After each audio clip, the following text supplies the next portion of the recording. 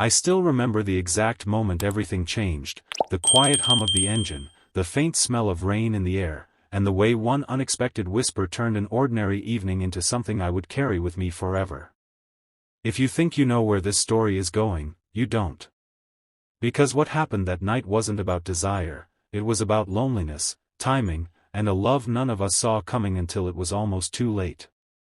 I had always thought of Daniel as more than just a friend, he was like a brother. We'd grown up together, shared secrets, broken rules, and fixed each other's mistakes. His house was practically my second home.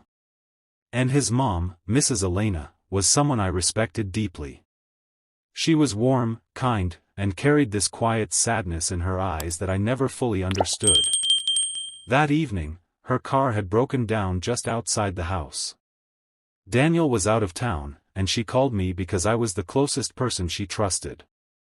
I arrived just before sunset, the sky painted in soft orange, and found her standing beside the car, arms folded, looking both frustrated and tired.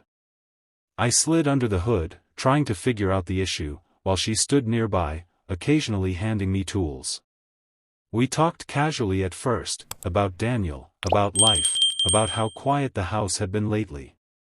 There was something different in her voice that day, something softer, almost fragile. Then came the moment. Her voice dropped to a whisper, almost like she hadn't meant to say it out loud. "I wish you were mine tonight." For a second, I thought I'd imagined it. My hands froze mid-motion. The world went still.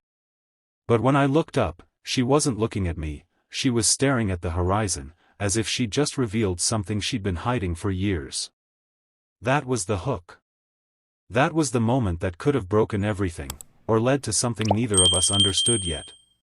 I stood up slowly, wiping my hands on a cloth, my heart pounding, not from anything inappropriate, but from the weight of what she'd just said. "Mrs. Elena," I started, unsure what to say. She closed her eyes, shaking her head. "I'm sorry. I shouldn't have said that. It's just," her voice cracked. "It's been a long time since I've felt seen." And suddenly, it all made sense. This wasn't about me, not really. It was about years of loneliness. About being strong for everyone else. About losing yourself while trying to hold a family together. I didn't step closer because I wanted something. I stepped closer because she looked like she might fall apart. "You're not alone," I said quietly. And that was the beginning, not of something wrong, but of something deeply human. The next few days were different. I found myself checking in on her more often. Not because of what she'd said, but because I understood now. Beneath her composed exterior was someone who had spent years putting herself last. We started talking more, real conversations this time. About her dreams she'd put aside, about the life she once imagined. She laughed more. Smiled more. And little by little, that sadness in her eyes began to fade. But the conflict was always there, quietly lingering. Daniel. My best friend. There were moments when I questioned everything. Was I crossing a line just by being there for her? Was I betraying him in some unspoken way? One evening, as we sat on the porch, she turned to me and said, "You've reminded me who I used to be. And I don't want to lose that again." I looked at her, really looked this time, not as my friend's mom, not as someone off limits, but as a person. Someone who deserved happiness just as much as anyone else. "But we have to be careful," I replied. "Not because it's wrong to care, but because it matters." She nodded, her eyes filled with understanding. "I know." That night, nothing dramatic happened. No lines were crossed. No impulsive decisions. Just two people sitting in silence, choosing respect over confusion, and patience over impulse. Weeks later, Daniel came back. I won't lie, I was nervous. But something unexpected happened. He noticed the change in his mom immediately.